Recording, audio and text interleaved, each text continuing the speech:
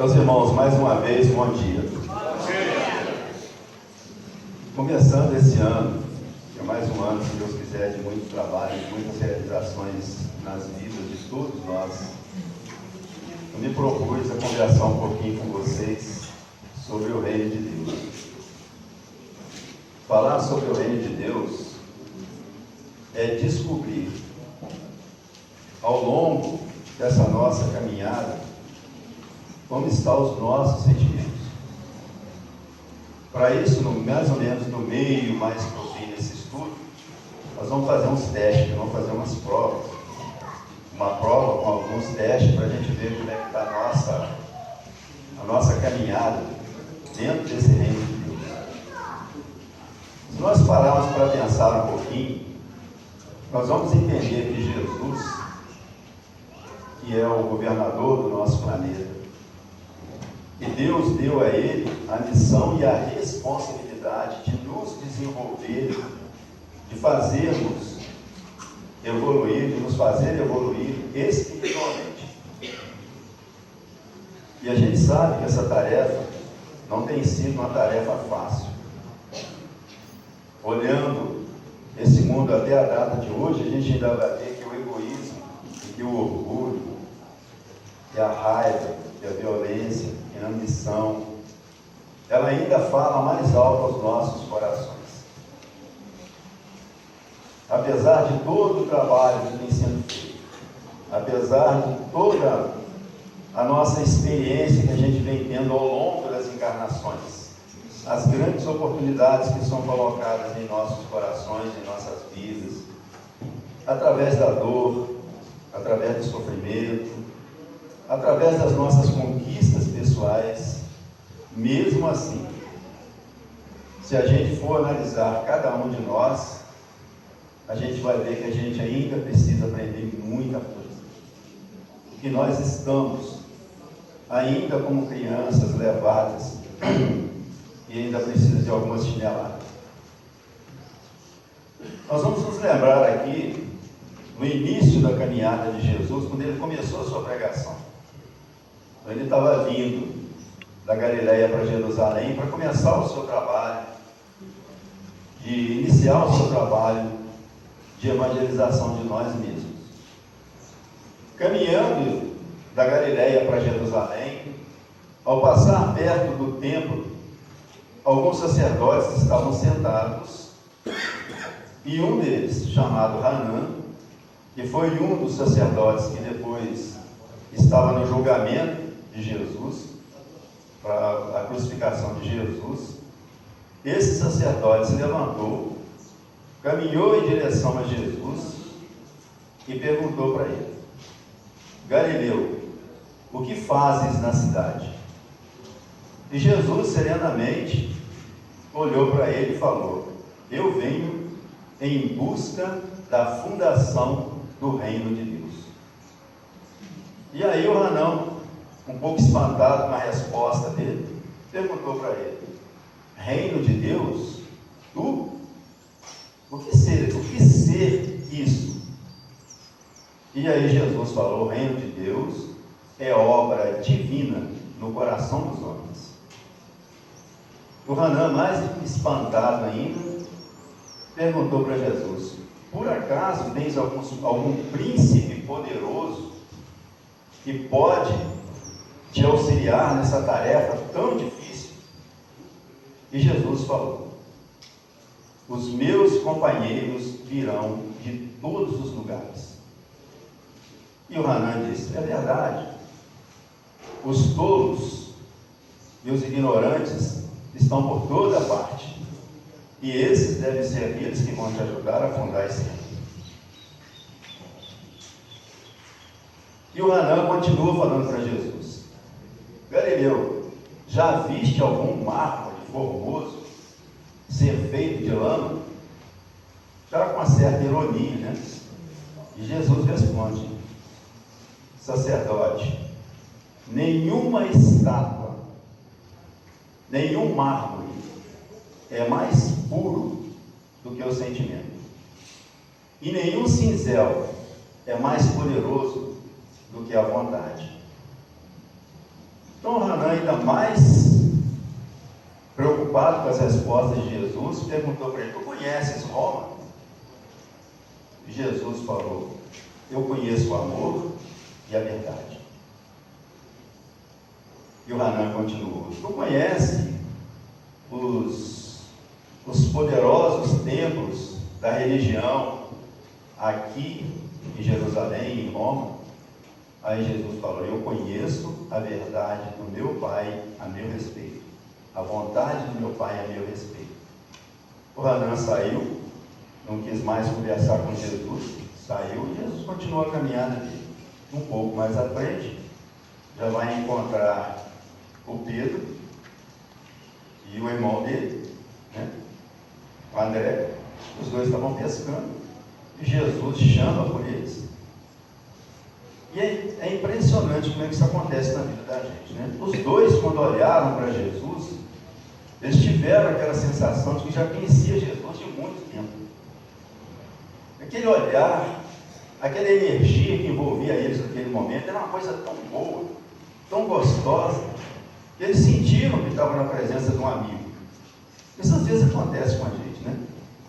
A gente encontra uma pessoa, de repente a gente já tem aquela amizade gostosa com a pessoa, sente uma presença boa aqui. Não acontece o contrário também, né? Mas a gente só olha as coisas boas, né? E Jesus, então, convida os dois, né? Querem me ajudar a construir o reino de Deus?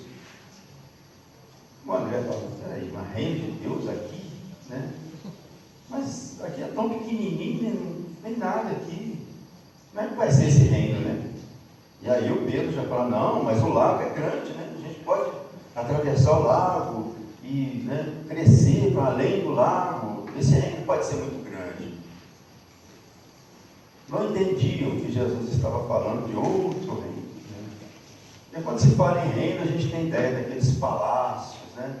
Aquelas coisas suntuosas, grandiosas, aqueles castelos imensos, com aqueles lugares maravilhosos, cheios de jardins, né? Tudo gramado, tudo bonito, cheio de plantas exóticas, né? Aquelas paisagens exuberantes. A gente não pensa que esse reino de Deus é uma transformação de nós mesmos. Nós voltamos, vamos deixar essa parte aqui, depois a gente vai voltar nela. Vamos nos lembrar que o semeador saiu a semear. Quando o semeador saiu a semear, é contada a história, a parábola da semente. Todos nós conhecemos, né, gente? A parábola da semente. O que é a semente? Que semente é essa que o semeador saiu a semear? O semeador é Jesus. Que semente é essa que Jesus veio semear? Quando você semeia em um campo. Você planta a semente em um campo. Que campo é esse? A teologia medieval, ela vai nos dizer que Jesus veio para poder implantar esse reino de Deus na terra. Mas e antes? Enquanto Jesus não estava aqui, a terra estava acéfalas, estava abandonada pelo poder divino, pela luz divina? Não, claro que não. Deus, nosso Pai, Ele é o Criador de tudo. Ele é presença imanente. Ele está em todos os lugares. Desde uma galáxia, a um sistema solar, a um planeta, o mais recôndito, nos mais recônditos lugares, mais escondidinhos que tiverem, Deus está presente. Nós estamos inseridos nesse amor de Deus, como os peixes estão dentro das águas do oceano. É por isso que se diz que Deus, que não se cai uma folha de árvore sem que Deus queira, porque Ele sabe de tudo. Deus é a consciência universal. Como nós temos a consciência de que nós estamos aqui, das pessoas que estão à nossa volta, né? O lugar que nós estamos, isso é a coisa consciente, a coisa que nós podemos ver, sentir, saber que está. Deus sabe de tudo isso, porque Ele está presente em todos os lugares. Então a terra nunca teve abandonado. Jesus veio cumprir a missão dele, de fazer com que nós pudéssemos melhorar e evoluir. Muito bem. Nós vamos ler um pouquinho aqui do nosso irmão Richard Simonetti, no livro Histórias que Trazem Felicidade. É muito interessante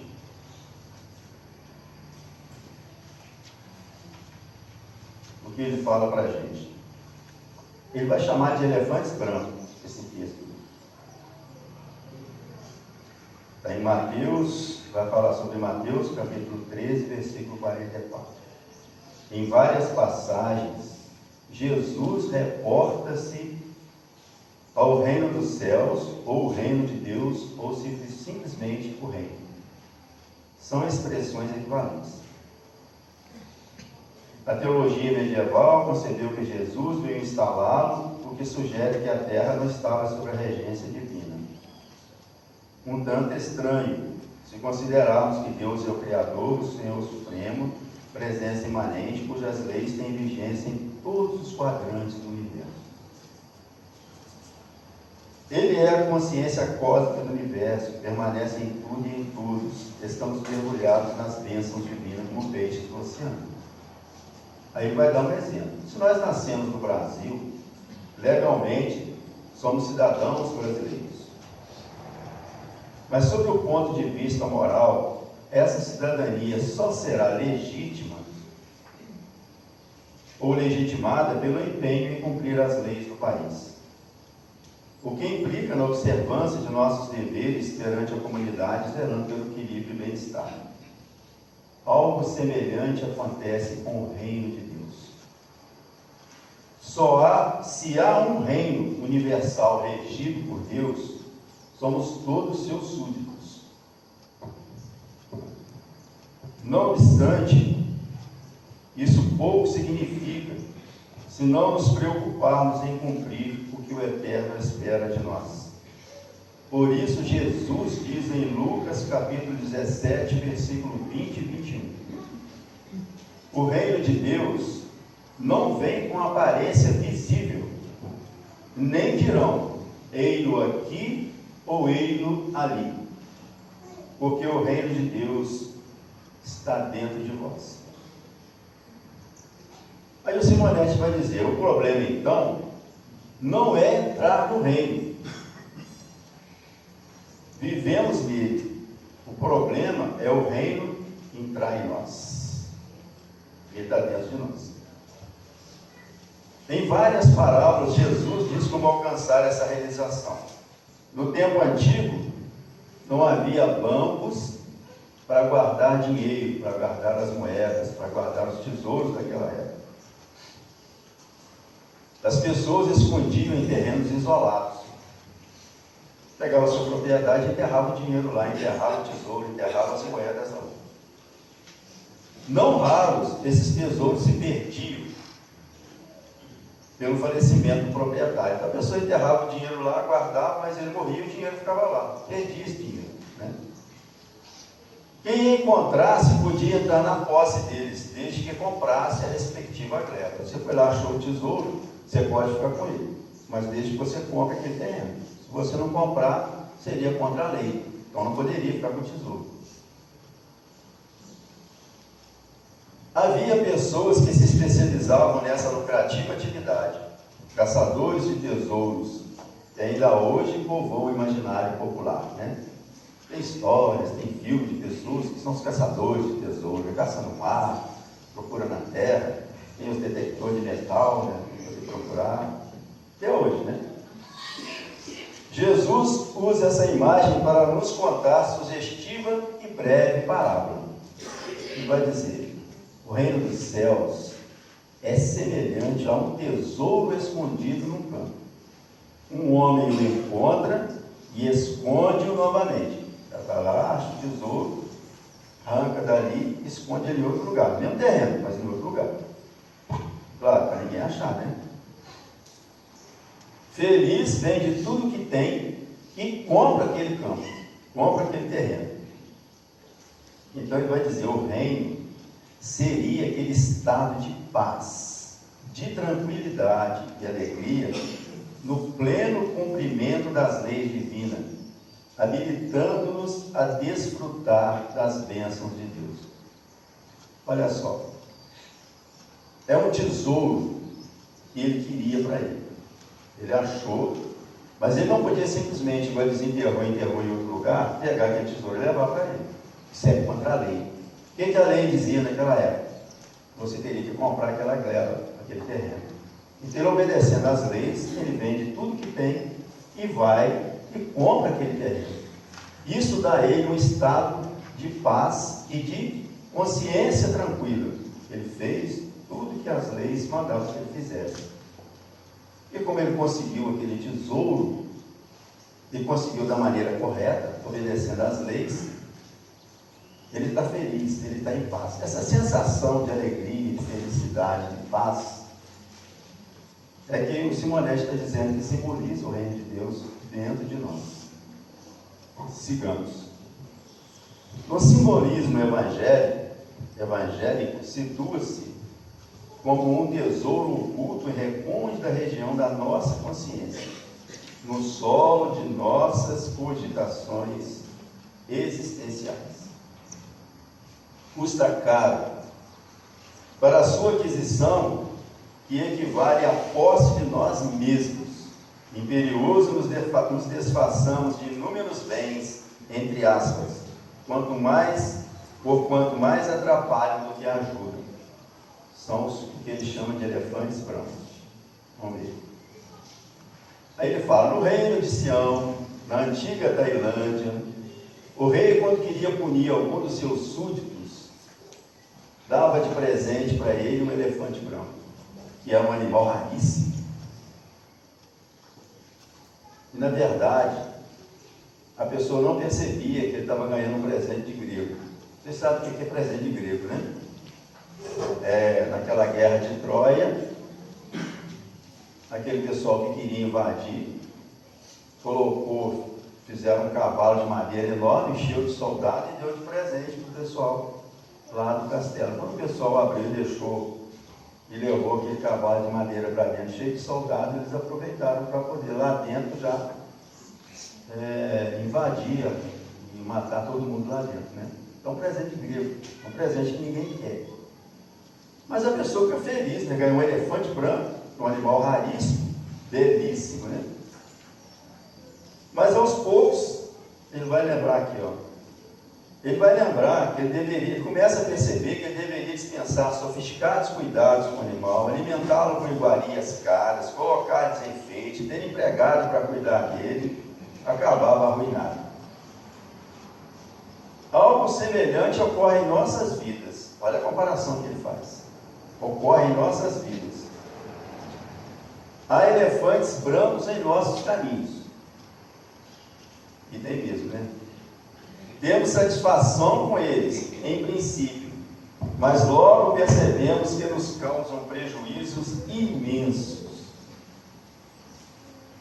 Alguns deles: ambição, riqueza, poder, destaque social, prestígio, constitui o anseio de muitas pessoas. Quantas pessoas não fazem de tudo para ter prestígio social? Não fazem de tudo, não importa quem vai atropelar, quem vai passar por cima, para poder conseguir poder, para poder ter riqueza, né? De vez em quando a gente escuta as pessoas falando umas bobagens assim, como trabalhar não vou ficar rico, não, acho que é melhor vender droga. Isso dá dinheiro, né? Dinheiro fácil. Que bobagem. Mas tem gente que faz isso para poder ficar rico, para poder ganhar dinheiro, né? Nem que seja por um tempo, né? O ambicioso só tem olhos para aquelas realizações. Toma gosto pelos bens materiais que, sendo apenas parte da vida, convertem-se para ele em finalidade dela. Deixa de ser dono do seu dinheiro, situa-se escravo dele.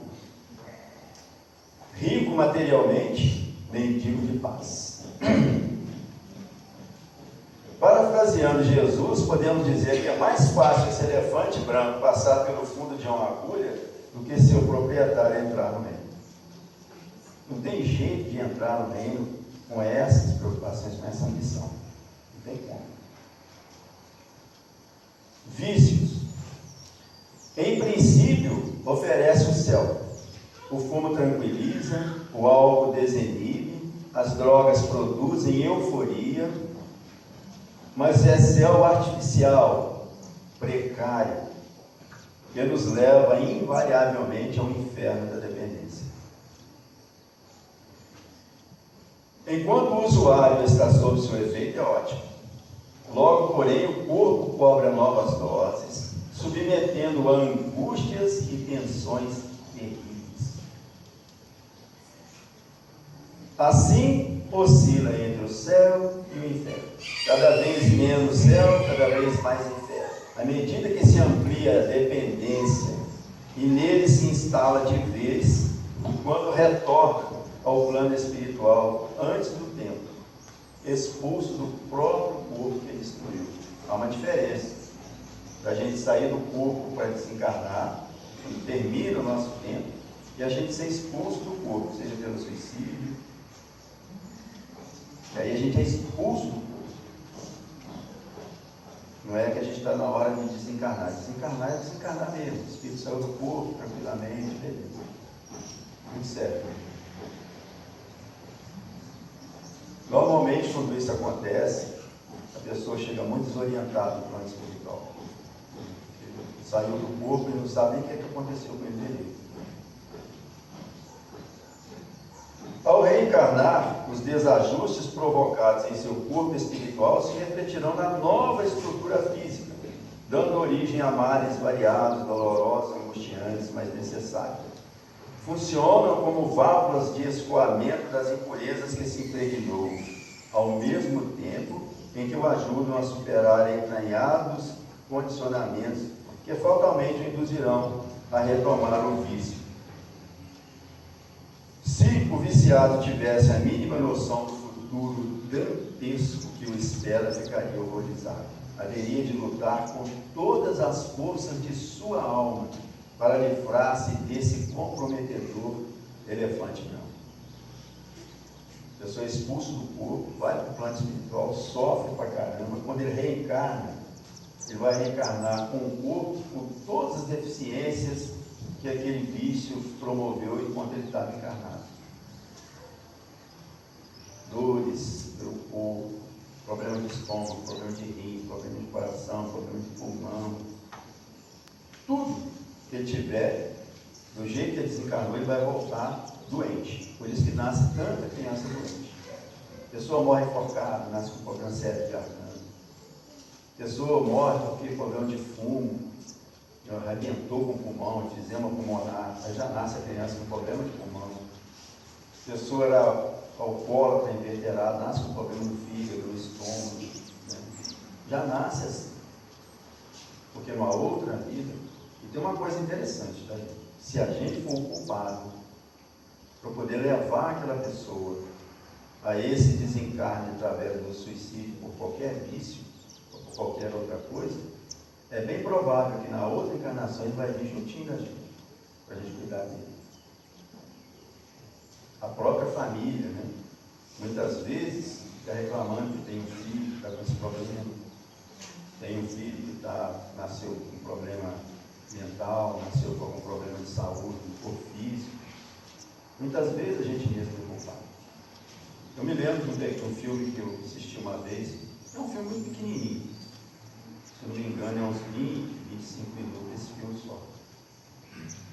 Chama Vidas Partidas, não sei se alguém de vocês conseguiu já ver esse filme.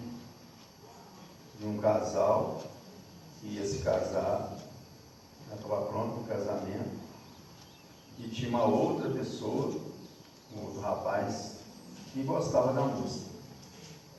E na preparação para o casamento, o noivo fragou os dois aos beijos e no relacionamento. E aí ele ficou tão desesperado, que eles moravam perto de uma fazenda, ele chegou no espinhadeiro e ele pulou lá de cima e suicidou. Aí, mais tarde, uma outra vida,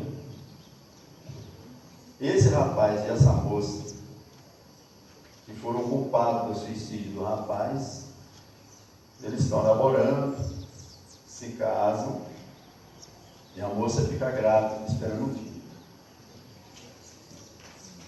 E ela tem alguns sonhos com o rapaz, um espírito falando para ela, eu estou voltando. E ela acorda apavorada, suarenta, né?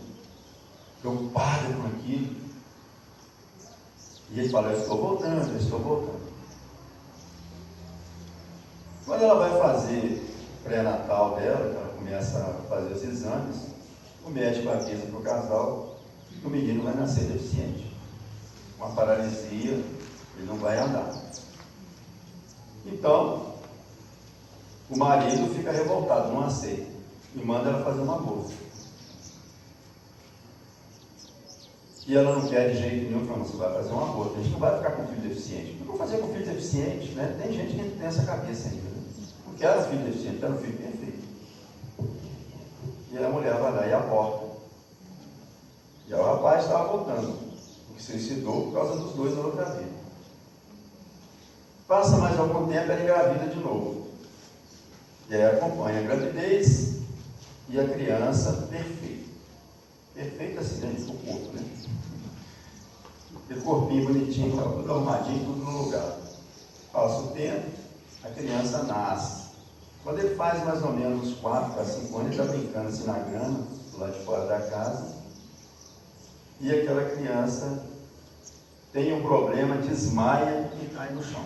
A mãe pega a criança, corre para o médico. Chega lá, o médico fala, essa criança nunca mais vai andar, ela está paralítica. E aí o pai e a mãe, cheios de amor, já pela criança com 5 anos, né? O amor é imenso, né? Amor grandioso, ele diz, a gente vai cuidar dele. E o pai e a mãe abraçam aquela criança. Por quê? Vai ter que resgatar. E a criança, por que ela está toda deficiente? Porque ela pulou lá de cima e quebrou o corpo todo. Então vai vir com o corpo ao quebrado, porque tem que consertar. Do jeito que saiu. Foi expulso do corpo, porque o corpo quebrou tudo. Não vem paralítico. Quem foi o responsável pelo suicídio do rapaz? Diretamente, o casal. Então vai receber esse filho para poder cuidar dele. O sofrimento dele não vai ser sozinho. Quem foi o responsável por esse problema vai ficar junto com ele. Vai auxiliar ele para poder aprender, através do amor, resgatar esse problema. Olha só. Olha o tamanho da responsabilidade, às vezes, das bobagens que a gente faz. Vamos seguir, né? Aí ele fala sexo, dádiva divina, e é por intermédio dele que entramos na vida terrestre, além de favorecer gratificante momento de intimidade entre o homem e a mulher. Entretanto, vivemos tempos perigosos, de liberdade sexual confundida com libertinagem. O sexo deixou de ser parte do amor para transformar-se no amor por inteiro. Então assim, né? O sexo sempre foi complemento do amor.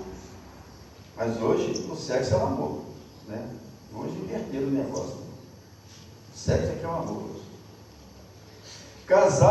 Casais que mal se conhecem falam em fazer amor, pretendendo uma comunhão sexual sem compromisso, em lamentável promiscuidade. Pior de tudo, que as pessoas acham que isso é correto. Todo mundo faz. Está na internet, está na novela, está no cinema, não está certo, né? Ante as leis da terra, como ele falou aqui, cidadão brasileiro que cumpre as leis do país. Mas tem as leis divinas. As leis divinas que são fundamentais. Essas que a gente tem que conhecer. Né? Tudo bem. Isso é um tremendo elefante branco. Oferece euforia em princípio, mas cobra muita inquietação depois. E perene insatisfação. Com uma troca constante de parceiros e a busca desenfreada pelo prazer, o indivíduo cai no desvaio sexual, envolvendo-se em comprometedoras perversões. Isso é um elefante branco. Isso atrapalha. Por que está falando isso? São as coisas que atrapalham o reino de Deus entrar em nós. O problema não é nós entrarmos no reino de Deus, ele já falou aqui atrás, é o reino entrar em nós. Né? O reino de Deus, como ele falou também, está dentro de cada um de nós. Dentro de nós. Né? Então vamos lá. Paixões. Paixão. Fixada em alguém, empolgado pela comunhão carnal, o apaixonado estende as raízes de sua estabilidade física e psíquica no objeto de seus desejos e passa a viver em função dele. Se a relação não dá certo e vem o rompimento, é uma tragédia. Suicídios, crimes passionais, loucuras variadas são meras decorrências. Hoje a gente está vendo isso demais nos jornais, na televisão, né? Homem matando mulher, mulher matando homem. Quando o amor deixa de ser um ato de doação, rebaixado ao mero desejo da posse, em que pretendemos que o ser amado submeta-se aos nossos caprichos, transforma-se em voraz elefante branco que nos exaure e desavisa. Não nos tornaremos santos do dia para a noite, campeões do Evangelho, apóstolos do bem, mesmo porque a natureza não dá saltos. Todos nós sabemos disso, né? Consideremos, porém, em nosso próprio benefício, que é preciso avaliar se não estamos sustentando insaciáveis elefantes brancos que nos empobrecem. Com eles fica impossível o cultivo de aspirações superiores no solo sagrado do coração para a conquista do almejado tesouro de Deus. É para a gente refletir sobre isso. Né? São os elefantes brancos que atrapalham o reino de Deus entrar em nós. Né? E ele vai dizer aqui um negócio interessante. Antes que venha o arrastão. Olha, Mateus capítulo 3, versículo 47 e 50. Ele fala que ao tempo de Jesus, no mar da Galileia, eles usavam as redes para pescar. Então eram redes imensas. Vou dar um exemplo da situação. Pegando daquela parte lá até aqui. Era muito mais que isso, né? Eram as redes vertical, a rede era colocada vertical, tinha os pesos para fixar ela para baixo, e tinha os flutuadores para segurar ela em cima, para ela não afundar toda. Então ela ficava esticada, como se ela estivesse aqui, ó, nessa parte muito grande, muito maior. Levava pelos barcos, chegava lá na frente, deixava aquelas redes esticadas. As passagens, ali, aqueles quadradinhos da rede, era para passar uns peixes maiores, os peixes pequenos passavam através dela. Então, depois de um dia que ela ficava lá uma noite, os barcos iam, pegavam na ponta e outro na ponta e iam puxando ela para a margem. Né? Chegando ali na margem, as pessoas iam recolher os peixes que estavam na rede. Aí ele fala que havia proibições de consumo pela lei judaica, como está na orientação mosaica, lá no livro de Moisés, em Levítico capítulo 11, versículo 12. Tudo que não tem barbatanas nem escama nas águas será para vós abominável. Então, justamente com aqueles peixes que não eram comestíveis, que eles obedeciam, não tinha barbatana e tal, né? O pessoal sentava ali e separava aqueles peixes. O que era bom, eles guardavam. O que não era bom, ou eles jogavam no lixo ou devolviam para o mar. Jesus usa a imagem do arrastão para transmitir um de seus ensinamentos sobre o reino. Então, arrastão que arrastava a rede, né? Puxava a rede. Alguns ficavam na rede, outros eram jogados no lixo ou devolvidos ao mar. Olha só essa comparação que ele está fazendo. Né? Aqui no Jean costuma se falar, doutor Alto fala em peneira, né? De vez em quando ele dá uma peneirada, aquele trabalhador que vai embora é porque passou pela peneira, né? Passou pela peneira e vai embora, né? Mas não essa é uma maneira dele orientar a gente, né? Então Jesus fala o seguinte: o reino dos céus é semelhante a uma rede lançada ao mar que apanha toda espécie de peixe. Quando está cheia, os pescadores a retiram e, sentados na praia, escolhem os bons para os cestos e o que não presta deitam fora. Assim será na consumação dos séculos. Virão os anjos e separarão os maus dentre os justos e os lançarão na fornalha ardente, onde haverá choro e ranger de dentes. Então, nesse arrastão, vai ficar aqueles que são considerados que são bons e os que não são, passar pelo buraco da rede e vai embora, né? Aí ele fala assim: no aspecto individual, o reino é uma condição íntima. Instala-se num momento de iluminação em que nos integramos plenamente na vida, cidadãos do universo. A nossa humanidade se estende ao universo todo. Tudo que tem no universo é criação de Deus, somos todos irmãos. Seja aqui, seja em qualquer galáxia, qualquer planeta. Enquanto nós não tivermos essa consciência de que nós devemos desejar o bem de todos e querer fazer parte, como ele falou lá no Brasil, dessa comunidade para auxiliar, para aprender, para ajudar, a gente não é considerado um cidadão do universo. E esse reino ainda não entrou em nós.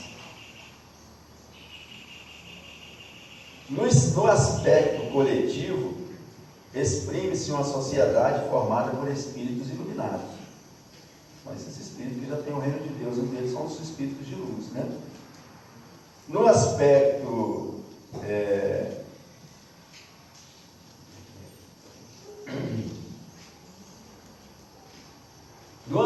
individual, que é uma condição íntima, né, que instala-se no momento dessa iluminação.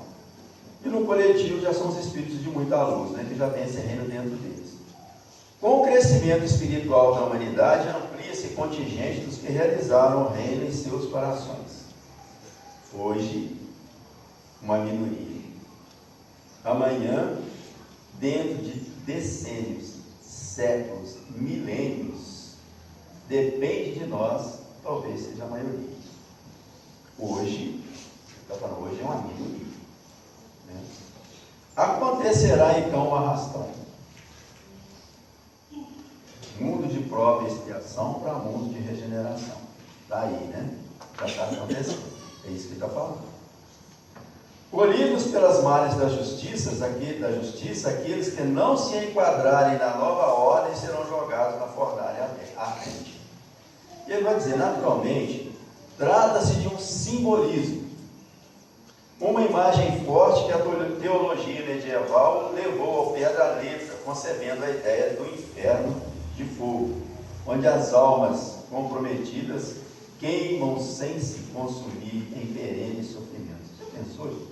Você queimando no fogo, sentindo a dor de queimar, mas sem se consumir, durante toda a eternidade. Gente, é difícil a gente conseguir botar isso na cabeça da gente. Né? Você imagina, você queima um dedinho, cai um filme de gordura, né? As nossas cozinheiras que mexem com panela aí queimam. É uma dor danada. Você imagina você na fogueira o tempo todo. E não se consome, porque se botasse na fogueira, né? Igual acontecia no passado aí, queimava a pessoa e ela morria, desencarnava, tudo bem, né? Mas já está desencarnado, não tem jeito. Não é aquela dor perene. Isso é o que diz a teologia medieval, lá atrás, né? E o Simonete está falando que isso é só um simbolismo, né? Aí ele fala, o Espiritismo oferece ideias diferentes. Não estarão irremissivelmente condenados. Serão simplesmente degradados em planetas inferiores, onde enfrentarão dificuldades e dissabores sob orientação castigação da mestra-dor lá bem mais severa. Vai doer mais lá, né? Isso somado às saudades da terra e dos afeiçoados que aqui ficarão, quebrará a rebeldia, favorecendo sua renovação. Redimidos, ainda que isso exija o concurso dos milênios, retornarão, olha, redimidos, ainda que isso exija o concurso dos milênios. Quer dizer, para voltar para cá, não é uma, duas encarnação, não, é milênios. Gente, é muito tempo. Temos que fazer alguma coisa agora, enquanto a gente está aqui, né? Porquanto compõe a grande família, retornarão ao nosso mundo, porquanto compõe a grande família humana sob os cuidados de Jesus. Então a gente vai ter a oportunidade de voltar, né? Talvez milênios. Segundo Emmanuel, no livro A Caminho da Luz, há 10.000 anos havia no sistema de Capela, estrela da constelação de Cocheiro, um planeta habilitado à promoção. Deixaria de ser um mundo de expiação e provas como é a Terra, cujos habitantes eram orientados pelo egoísmo, e passaria a um mundo de regeneração, com uma população disposta a assumir a cidadania do reino de Deus. Vai acontecer agora, né? Esse arrastão vem, e as pessoas que estão convidadas a ficar aqui estão se propondo a deixar esse reino de Deus entrar dentro delas.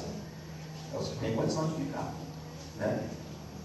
Ocorre que uma parcela da população não estava sintonizada com os novos rumos. Então houve o arrastão, envolvendo milhões de recalcitrantes. A direção espiritual do planeta se transferiu para um mundo em evolução primária. Vocês podem imaginar qual é? Aí ele disse, se pensou na Terra, acertou. Esse pessoal veio para cá, né? Há 10 milhões de anos. Saíram lá de Capela e vieram para cá. Será que ainda tem alguém aqui? 10 milhões de anos. Ele falou que vai milênios, né? 10 milhões, né? Talvez, né? Pode ser. Os capelinos encarnaram no seio das raças humanas, promovendo desde logo grandes transformações, já que mentalmente eram muito mais evoluídos, embora moralmente em estágios semelhantes aos terrestres. Eram inteligentes, mas o estado de egoísmo, de orgulho, era igual ao nosso. Então eles desenvolveram materialmente o planeta, né? Não moralmente. Os antropólogos espantam-se com a civilização neolítica. Em algumas centenas de anos, grandes conquistas foram obtidas. A domesticação dos animais, a descoberta da agricultura, a formação da escrita, a utilização de metais, a vida urbana. Foram iniciativas dos capelinos que deram origem a grandes civilizações, como a egípcia, a chinesa, a hindu e a indo-europeia. Detalhe importante, não estão bem definidos para os antropólogos os fatores que determinaram a sua extinção. Quer dizer, eles nem sabem como chegou, eles nem sabem como foi, né? Aí ele fala que a luz do Espiritismo é simples explicar. À medida que os degredados, renovados e redimidos retornaram ao planeta de origem, as civilizações que edificaram entraram em decadência, né? O cara foi lá fazer as pirâmides do Egito, lá, com a tecnologia deles, com a inteligência deles. Depois foram embora. Quem vai arrumar aquilo lá? Quem vai entender daquilo lá, né? A gente não entende, o povo que está aqui na Terra não entende, não tem inteligência para isso. Então virou ruína. Vai virando tudo ruína, né? Legal, né? Aí ele fala assim, imaginemos uma família rica e abastada, que construa moderno palacete numa favela. Depois de alguns anos, o proprietário muda-se e deixa o imóvel para os favelados. Estes sem condições para cuidar adequadamente dele, deixam que se deteriore até transformar-se em ruínas. Foi o que aconteceu com aquela civilização. Morreram porque o homem terrestre não tinha competência para preservar. Então virou tudo ruim, né? Aqueles pessoal lá dos Incas, dos Aztecas, naqueles tempos deles, tudo abandonado, né? Algo semelhante ocorrerá conosco no grande arrastão. Seitas pentecostais anunciam para breve, ainda neste século. Proclamam aos seus arautos: arrependam-se, está chegando a hora. O Espiritismo confirma que isso não acontecerá, não como uma condenação eterna, mas como um degredo transitório para aqueles que não aderirem de coração ao reino de Deus. Parece-me que não acontecerá em tempo breve, fácil entender a razão. No Sermão da Montanha, Jesus nos dá uma pista. Quem ficará ao proclamar: bem-aventurados os mansos, porque herdarão a terra. Vai chamar alguém de manso, né? Vai dizer que o cara tem sangue de barata, a pessoa fica revoltada, fica brava. Significa que ficarão aqueles que houveram conquistado a mansuetude. Se acontecesse agora, certamente nosso planeta seria transformado num deserto, porquanto raras pessoas efetuaram essa conquista. Por que não pode acontecer imediatamente, como diz a seita pentecostais? Porque senão não vai ficar ninguém aqui, gente. Vai todo mundo embora. O arrastão pega todo mundo, vai passar tudo pela rede. A gente ainda não mudou, entendeu? Nós estamos nesse processo. Estamos lutando contra as nossas imperfeições para a gente melhorar. Mas ainda não estamos lá, né? Então a rede passa e a gente fica, né? A gente vai, né? Estamos tão longe da mansidão em face do caráter agressivo que caracteriza o homem, orientado pelo egoísmo, que o termo manso guarda uma conotação pejorativa. Chamar alguém de manso é xingá-lo, equivalente a dizer que corre sangue de barata em suas veias. No entanto, é apenas alguém que venceu a agressividade, que não reage ao mal com o mal, que guarda as raízes de sua estabilidade emocional no próprio íntimo. Já aprendeu isso, né? Se bem observarmos, verificaremos que muitos males que conturbam as relações humanas em todos os níveis inspiram-se na agressividade, sempre com o propósito de favorecimento e favorecer o interesse pessoal. Agora vamos fazer o nosso teste, nossa prova, né? Aproveitar 5 minutos. Vocês prestem atenção. Esse teste é para ver se o arrastão fosse hoje, se a gente usa, se a gente ficava. Mas tem que ser sincero, tá? Vocês não vão responder para mim, não. Vocês vão responder para vocês mesmos. Então, são umas 10 perguntas que tem letra A e letra B. Só essas duas aí. Mentalmente, você vai escolhendo, mas tem que ser sincero. Você vai escolhendo aí se é letra A ou se é letra B para você. Tá bom? Então, número 1. Cultivamos, letra A. Cultivamos a oração e a serenidade, procurando não incomodar os familiares, nem aumentar sua preocupação. A gente faz isso no nosso lar. Ou perturbamos a todos com gemidos e reclamações, como se estivéssemos em leito de faquir, colchão de pregos ponteados. Meu 2. Letra A. Um conhecido passa por nós sem nos cumprimentar. Pessoa muito conhecida, passa por nós e não cumprimenta. Letra A. Consideramos que não nos viu ou estava distraído.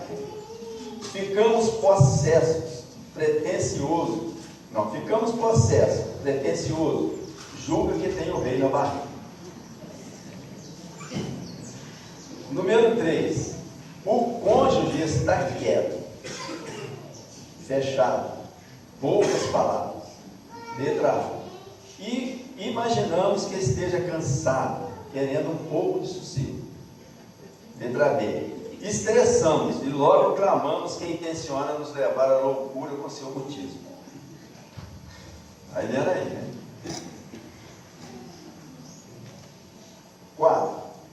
No trânsito, um motorista buzina atrás, assim que abre o sinal. Letra A. Admitimos que deve estar com pressa. Engatamos a primeira e seguimos em frente. Letra B. Castigamos o atrevido, demorando para avançar. Se tornar a buzinar, fazemos um sinal mal criado, convidando a passar por cima. Já vi muita mãozinha.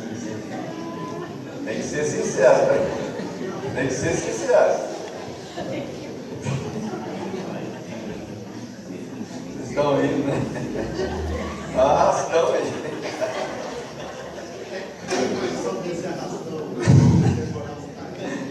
Pois é, por isso que ele está falando que é agora, né?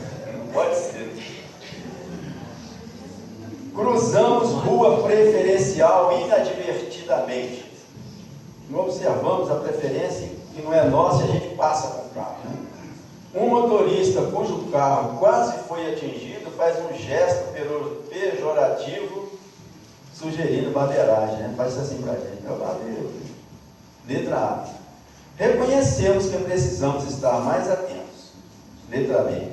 Gritamos a plenos pulmões, recomendando que vá procurar aquela senhora de profissão nada recomendável que o pôs no mundo.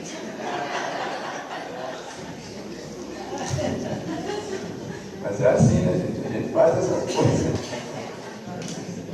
O chefe nos adverte quanto a uma falha. Letra A. Desculpamos-nos com a disposição de melhorar nosso desempenho.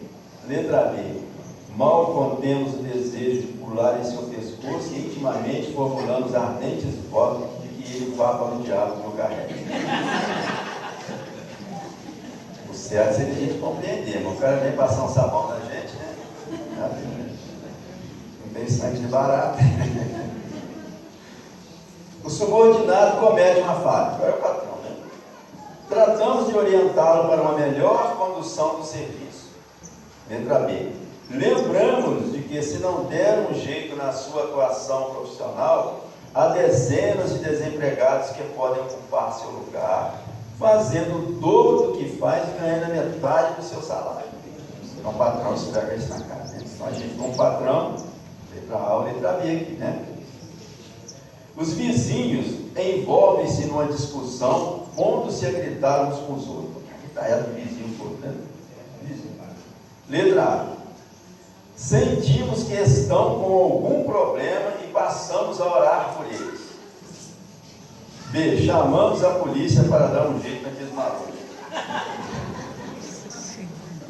O filho vai mal na escola. Dispomos-nos a acompanhá-lo nas tarefas, ajudando. Letra B. Damos-lhe uma surra, prometendo fazer pior se voltar a ter notas baixas.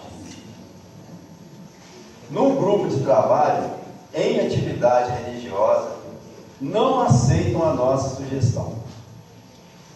O grupo de estudo é muito próximo, muito bom para a gente testar isso, né? Letra A. Ficamos tranquilos com a certeza de que muitas cabeças pensam melhor que uma só. Letra B. Reclamamos que é uma campada de pretensiosos que não deixa espaço para ninguém e vamos embora. Se nossas respostas envolvem, em maioria, a opção A, podemos ficar tranquilos. Estamos bem em nosso aprendizado espiritual. Se as respostas mais frequentes envolvem a opção B, há deficiências comprometedoras. É preciso ter cuidado, torcendo para que ele não venha o arrastão antes de vencermos os arrastamentos da nossa agressividade. Bom teste, né? O reino de Deus é aquele estado de paz, de alegria, de confiança em Deus, de luta para a gente conseguir vencer as nossas imperfeições. Deus deu a Jesus as sementes para ele semear no campo dos nossos corações. A semente é os ensinamentos de Jesus, seu evangelho de amor. Tudo que ele ensinou está aqui. É para a gente ler, aprender, colocar em prática. O campo que ele está semeando são os nossos sentimentos. Por isso que Jesus falou lá atrás com o sacerdote: não há mármore mais bonito, mais perfeito do que o sentimento. E não há cinzel maior do que a vontade. Não depende da nossa vontade fazer essas mudanças. Esse arrastão está para chegar a qualquer hora. Nós já estamos nessa mudança de transformando de mundo de prova e expiação para regeneração. A gente precisa mudar. Nós precisamos fazer isso. Eu vou aproveitar rapidinho aqui, já venceu o tempo, mas vou aproveitar rapidinho aqui para fazer uma mensagem de ano novo. Né? Não, que é isso? Nada. Estou devagarzinho até hoje. Eu acho importante a gente entender isso. Ano novo. Estamos começando o ano, né, gente? É bom a gente, né? Serão novos os anos que passam, os séculos e os milênios que se sucedem na ampulheta do tempo.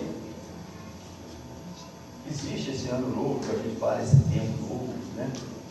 Olha o que ele vai dizer: não são. O tempo qual concebemos não passa de uma ilusão. Não há tempos novos, nem tempos velhos. Não há. O tempo é sempre o mesmo, porque o tempo é a eternidade. Todas as mudanças que constatamos em nós e em torno de nós são produtos de transformação da matéria. Esta realmente passa por constantes modificações. A mutabilidade, né, é inerente à matéria e não ao tempo. Então o tempo está passando, está envelhecendo, porque não tem, o tempo mesmo. O que muda somos nós. Né? Essa é uma ilusão. Quando a gente fica velho, não é o tempo que passou, é o nosso corpo que está se transformando. Né? É a matéria que está transformando, o tempo mesmo. A matéria é volúvel como as ondas e instável como as nuvens que se movimentam no espaço, assumindo variadas conformações que se sucedem numa instabilidade constante, né? Como as ondas que sobem, descem, as marés, como as nuvens que passam daqui para lá, que se transformam, né? Tem gente que gosta de olhar para o céu e falar: virou um elefante, virou um carneirinho, não sei o que, né? Olhando a formação das nuvens. Né? O nosso envelhecimento não é obra do tempo, como costumamos dizer. É a matéria que se vai transformando desde que entramos no cenário terreno. Nascemos, crescemos, atingimos as cumeadas do desenvolvimento compatível com a natureza do nosso corpo. Após esse ciclo, as mudanças tornam-se menos rápidas. A gente fica no período de adolescente, criança, adolescente, depois passou dos 20 anos, aí começa a parecer uma parada, né? A gente vai, emprego, casamento, filho, não sei o que, até, né? Há como um ligeiro repouso, depois segue-se a involução, começa, parece que, né, as coisas aconteceram ao contrário, isto é, o curso descendente que nos leva à velhice, à decrepitude e à morte. Quando esta não intervém acidentalmente pelas molestias, cortando o fio da existência em qualquer de suas fases, né? Quando não acontece a gente morrer antes por alguma doença ou alguma coisa, né? Todos esses acontecimentos nada têm que ver com o tempo. Trata-se de manifestação da evolução da matéria organizada, vitalizada e acionada pela influência do Espírito. Na eternidade, na imensidade incomensurável do espaço, o Espírito se agita procurando realizar o senso da vida, que é a evolução. Né? Desde que nós fomos criados e tal, a gente vai acompanhando. Vai olhando as coisas que a gente fez, né? Como é que a gente está melhorando as coisas que a gente ainda tem para realizar, né? Para consumá-la, percorre as incontáveis terras do céu, veste e desce centenários de indumentos, várias encarnações, né? Não só aqui, mas em outros planetas, assumindo milhares de formas e aspectos. A matéria é seu instrumento, é o meio através da qual ele consegue a sua ascensão de interrupto. O Espírito usa, né, a matéria para poder fazer a sua evolução. Nada significam, portanto, os anos que passam e os anos que despontam nos calendários humanos. O importante na vida do Espírito são as arrancadas para frente, são as etapas vencidas, o saber adquirido através da experiência e as virtudes conquistadas pela dor e pelo amor. Isso é importante. O que denominamos passado é apenas a lembrança de condições inferiores por onde já transitamos. Que a gente chama de passado. né? De outra sorte, o futuro não é mais que a esperança que nutrimos de alcançar um estado melhor. Não é o tempo. São esperanças que nós trazemos dentro de nós. Como o passado são as lembranças dos lugares que nós já transitamos. Não é o tempo. Encaremos assim o tempo, e particularmente um ano novo que ora se inicia. Façamos o propósito de alcançar no seu transcurso a maior soma possível de aperfeiçoamento. É o que de coração desejamos a todos vocês. Que nós possamos, nesse ano novo, atentar para esse detalhe, para o lado da nossa vida espiritual, tomando cuidado, eliminando de nossas vidas os elefantes brancos, que não são nem coisa material, que ele falou, vícios, paixões, sexo, que nós saibamos utilizar isso, né, de uma forma correta, de uma forma iluminada, de uma forma em que o amor realmente fale mais alto em nossos corações do que qualquer outra coisa, que o amor esteja à frente de tudo, né? Eu estava lembrando lá do apóstolo Pedro, por quê?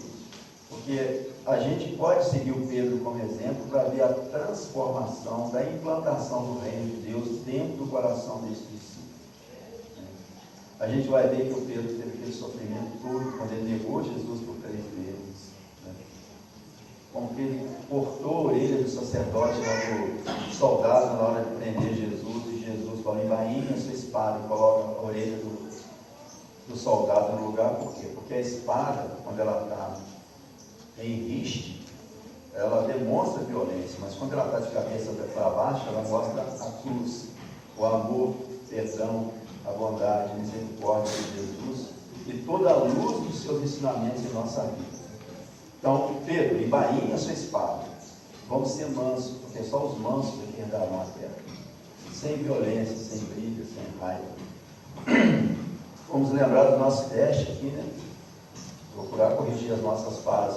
Aproveitemos esse ano para a gente fazer isso. Que o Mestre Jesus, na sua infinita bondade, amor e misericórdia, possa estar iluminando, abençoando, direcionando a todos nós, para que nós realmente possamos estar nos preparando para quando esse arrastão vier, a gente já ter condição de ter um pouco mais de penetração do reino de Deus em nosso sentimento, em nosso coração, transformando os nossos sentimentos para melhor. Jesus abençoe a todos, muita paz.